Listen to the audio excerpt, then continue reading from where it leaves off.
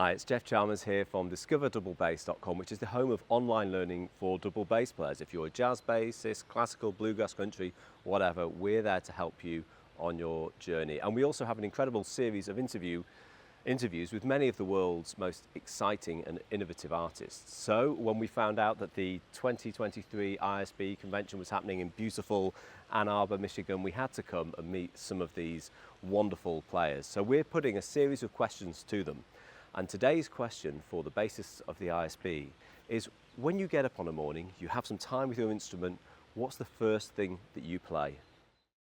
Well, I more or less, I do almost the same thing every day at my stage of the development. Yes. Because I'm still trying to get better. But yes. and all I play is Bach now.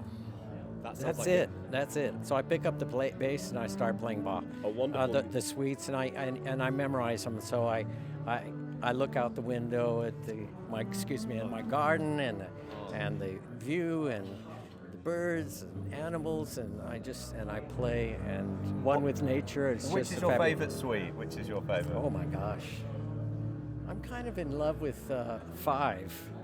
Wonderful. Yeah, the 5th one I really love, but the 3rd has always been very close to my heart. The 2nd is very philosophical to me.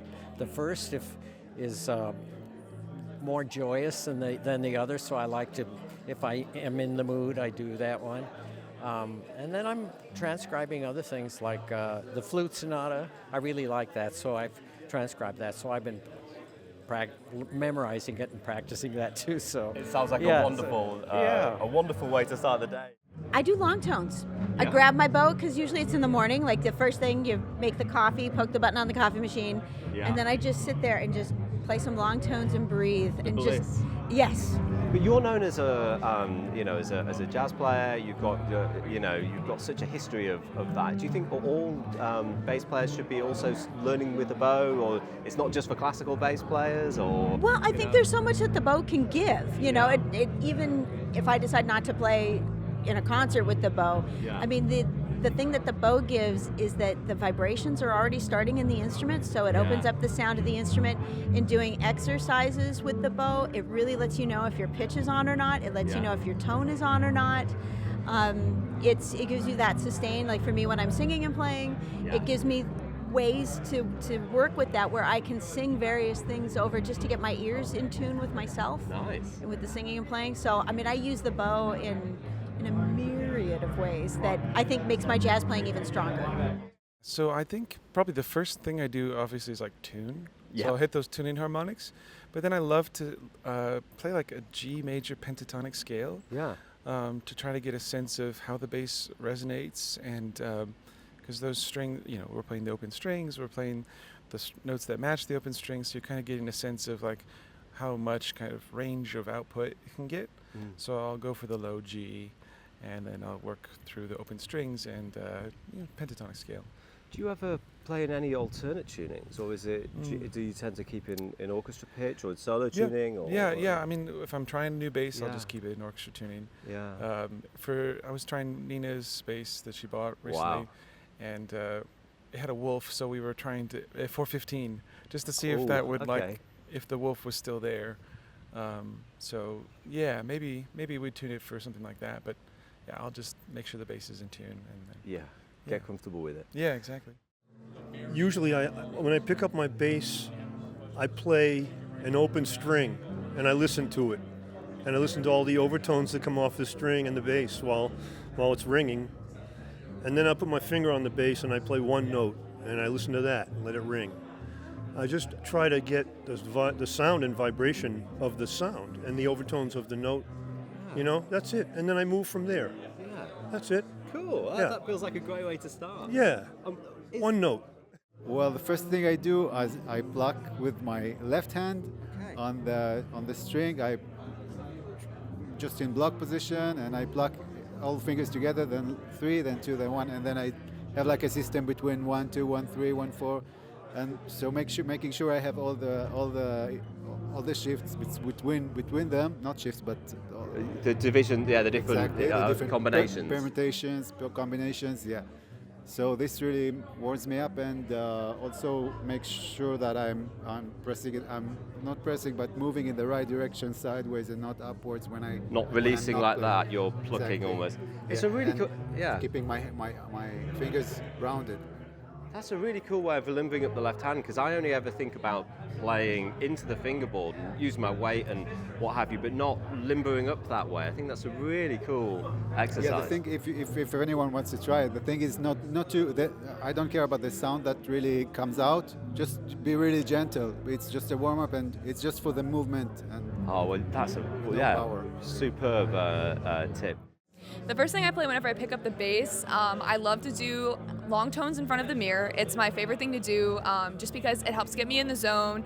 I can really just like sit down and establish, or I guess I stand now, but I can stand up and just establish where I am for the day, what I need to work on, and I'll do that to warm up for about 5-10 minutes, and then after that, I will start doing some scales and whatever else I need to work on for the day. So you're playing, your recent videos, you've been playing standing, but I know that like Nina de Caesar, that you were students of Paul Edison at one point, and he was talking about you playing seated the other day. Yeah. Which do you prefer? Well, it really just depends on the repertoire that I'm playing. So whenever I play solo music, I've discovered that I really enjoy standing, just because you get, I know David Allen Moore talks about this, but you really just get the flexibility and like the freedom to do what you want whenever you're standing. But then like with something that's more grounded, in my opinion, with orchestra music, you just really get to play like, you need that flexibility, but it's a little bit different with solo music, to where I just really enjoy like sitting for like stuff I have to shift all over the bass for so it doesn't like fall forward and whatnot. But I kind of go back and forth between the two, just depending on what I play. The first thing I play when I pick up the bass is lovely open D, just like I've been doing since I was 12 years old. Yep, and I'm amazed at how not good I still am at playing open D. But I'm getting slowly better. Are you focusing on the like changing direction of the bow? The sound, the evenness of it? What are you doing when you're playing that open D? There's a wonderful bass teacher named Dennis Whitaker. You may have met him here. Oh, in fact, I think we've been chatting together with him, and he talks about making the string go fat. And so I try to make the string go fat, which is a nice, that's a good word to use with kids or just to think about for yourself. So I just try to get that open D. Oscillating, nice, big. You can see good sound and hear it, but you can certainly see it. So I try to see that string, that wide oscillation. I like that. Well, I tune, first of all. I'm a little bit odd maybe. I don't actually really warm up. I usually play Bach first thing. It's my first thing I play in the day. And the way I practice is just very, very slow. I hardly ever play things at tempo. Really? And so to me that serves as kind of a warm-up, because I'm playing Bach at half tempo or quarter tempo or something like that. And that's usually the first hour or so that I play bass. So I don't really have a warm-up routine. I just dive right in, but always at slow tempos. And are you finding your way around the instrument and getting comfortable with the sound? And I'm warming myself up at the same time, but also I'm warming my bass up, which is equally important, I think. So that's why Bach works great, because it's all open ringing chords and sounds, open strings, harmonics. So it's I find that's really essential too, is get the instrument speaking as well as myself kind of warmed up. So. Wow, so typically I start with a drone tone, and I'll do some long tone playing, and I'll play some scales. But then immediately afterwards, I usually begin to improvise and kind of just mess around and see what kind of creative spirit I can conjure up that day. I'm really into figuring out what kind of mood I'm feeling into.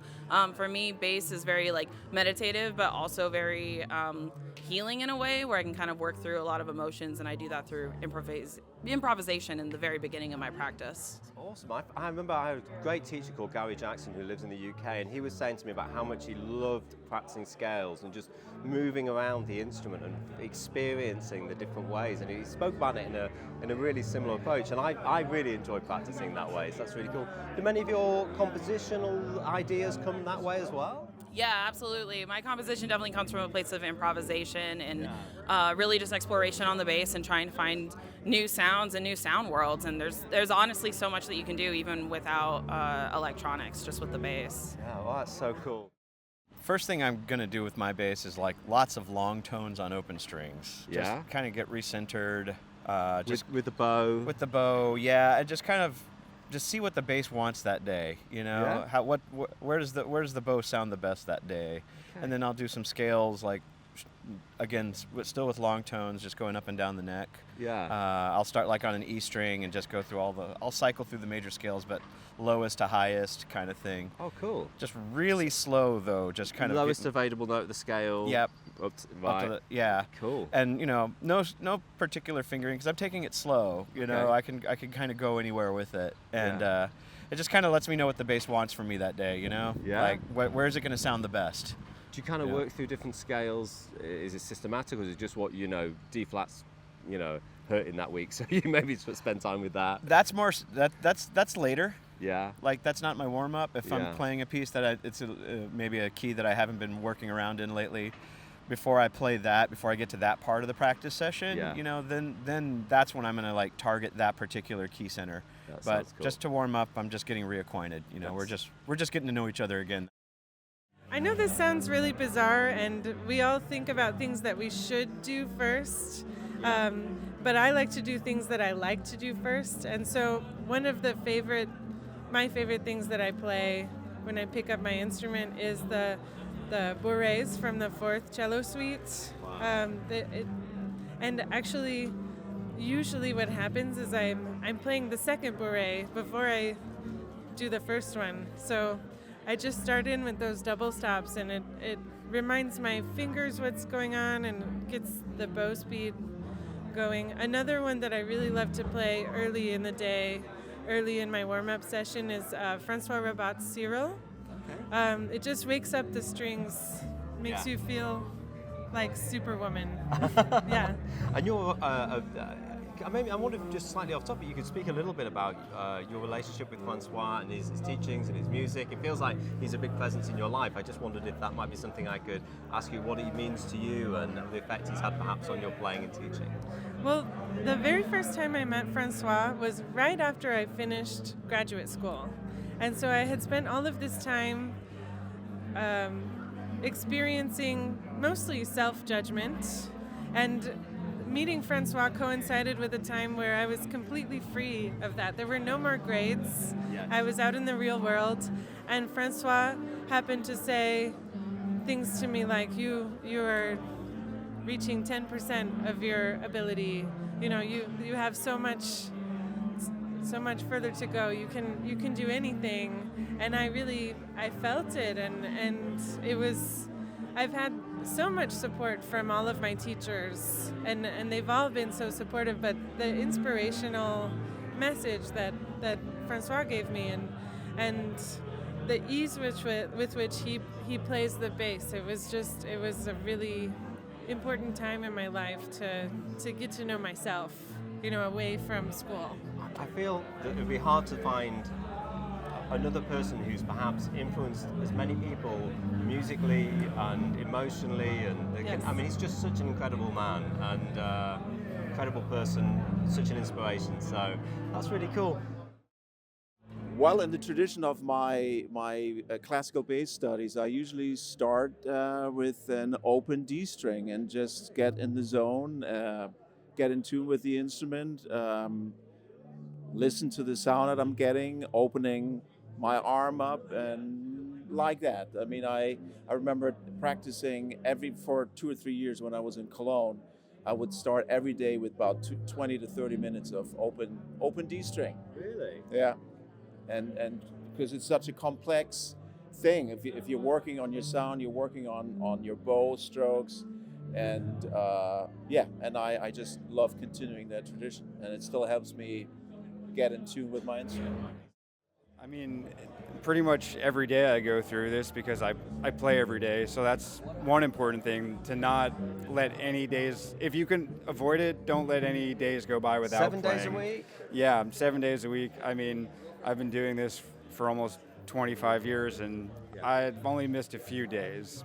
Even when I had shoulder surgery, I was making sure to go up to the bass, even with my right hand, it was my left hand, and I would just get your hands on the instrument. But now in my daily practice, the first thing I do, I pick up the instrument, tune it up obviously, and I really just try to dial into what the instrument is telling me.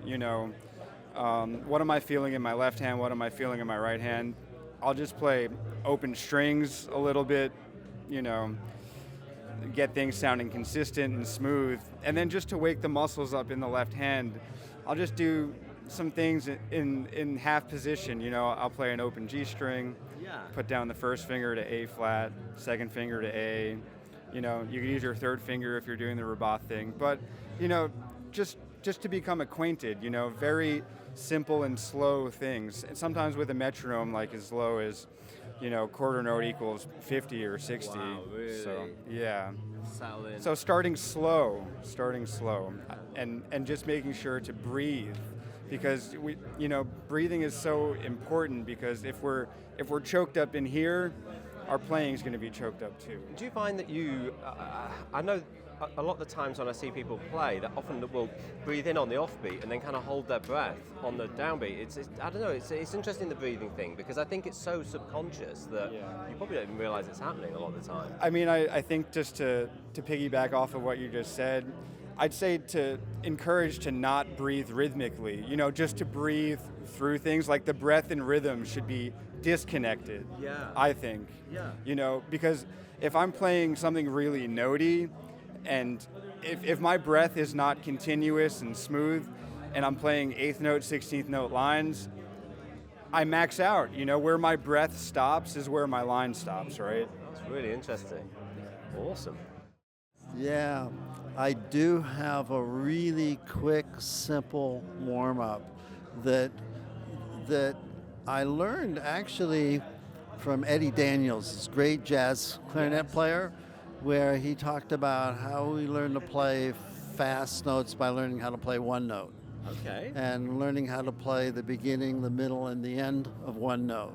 And so what I do is that I start on my bass with the 4 strings, the E, A, D, G, and I'm working for a perfect bow change and a perfect sound on one note in the frog, the middle, and at the tip. Nice. So I'll start on the E string with the middle actually, and I'll play 3 notes, or I'll play more notes if it's not perfect. So we have the articulation, we have the middle, and we have the end. Then I go to the tip for 3 notes, then I go back to the frog, and then back to the middle. Then I go to the A string, to the D string, and the G string. Then I start moving up the instrument, and I put my first finger on the top string, and I'll go to, say, D in the middle of the bass, and I go D, A, E, and B, and I'll do the same exercise At the neck block. at the next block, and then I will give it a little vibrato in the middle, and then I'll do it in thumb position, A, E, B, F sharp, and then I'll play it in the high thumb 5th position on the E, put my thumb on D, harmonic in thumb position, and then I'll go all the way to the end of the fingerboard, at the very end of the fingerboard, to sustain those notes. If you could do that frog, middle, and tip, I'm ready to go. That is wonderful. And it's just nothing but pure tones, but beginning, middle, and ends. And if it's not working, keep at it until it works. And I can play fast, I can play slow, because every note has to have a beginning. And if you can't start a note from scratch, what's the point? You know, we scratch. Yes. So I don't like to scratch. Oh, that's wonderful advice. First 30 minutes are always this set of calibration exercises that I do every morning. It's like read the paper, practice the bass for 30 minutes, go work out for 45 minutes. So it's always like, it's a rotating set of scales that starts in quarter notes, 8th notes, triplets, 16th notes. I go through 4 keys a day. So everything goes through 12 keys, and then I move on to the next one. This morning, as it happens, I'm staying at this cheesy little hotel in Ann Arbor, and you can't practice in the room because the rooms are too small. So I set up my stool under a little tree in the parking lot and set my metronome on this sawed-off branch and just sat out there and did that, and people were driving by. And you still do the same routine as well? Absolutely, yeah. Wow. Just to keep your calluses happening and to keep connected with the bass. That sounds absolutely awesome. I love that. It's just like calisthenics for the bass. I usually play some chromatic scale. Yeah. I usually, of course, tune up Yes, yeah. That's probably the first thing. Absolutely. And then I often play something that I play every recording session, which is rhythm changes, but in C. Okay. Because then I can play all my harmonics and test everything. So that's kind of my default there. It has open strings and all the harmonics that I want to use. Yeah. And then I usually pull out the bow and play some D minor-ish things. Yeah. That's my short warm-up. Oh, it's cool. I mean, I think the C rhythm changes is perfect and really resonant, and you've got all of those open strings, and yeah, it's a great way to start. Oh, when I start my session, it's always improvising, and it's usually trying to commune with the sound of the instrument. You know, I love one of my big influences and teachers and mentors is Francois Rabath, and he has this way of sort of personifying the bass, that it's a living organic creature that wants to show you the sound that it wants to make. It's natural resonance. He calls it primary sound. So I start there. You know, I start by open strings and harmonics, and then closed notes and shifting and making sure the bridge is. I sort of wiggle the bridge to make the instrument free and get the bow hair going and that kind of thing. And the French language has so many gendered pronouns, so he usually uses gendered pronouns, but I'm trying to shift my thinking about it a little bit now from that. But the idea of sort of asking the instrument, okay, who are you? How do you feel? How do you move? What does your open D sound like? You know, and even instead of bowing the bass, I might, as Scott Dixon says, bass the bow. You know, sort of moving, just and finding this resonant sound, and then listening after I take the bow off the string. How does the instrument move, and how can I echo that same sound? So that's usually the starting point, and then start to put some fingers down, find a little velocity, some shifting, some feeling of hand frames. That's the left hand side of it, and then colors and textures and shapes with the bow. I've been thinking, another colleague of mine, Will Cravey, who's an American bass player who's living in Europe now, about 3 axes of the bow, and of course weight, speed, placement, but sort of the tilt and the skew and the inclination of the bow, and just kind of waking up the sensitivities in my own body and feeling that it's very organic, and that the room itself is sort of organic. So that's usually the starting point, and it functions kind of as a meditation for myself too. Well, I hope you enjoyed that insight from all of these wonderful bassists. Huge thanks to them for participating, and of course the ISB for making us so welcome. Please check out their wonderful work. If you're a double bass player, then being part of the International Society of Bassists really is a must. They're a huge welcoming family, and I'm sure they'd love you to be part of it. So thanks for watching. Stay tuned for more of these questions coming soon from Discover Double Bass.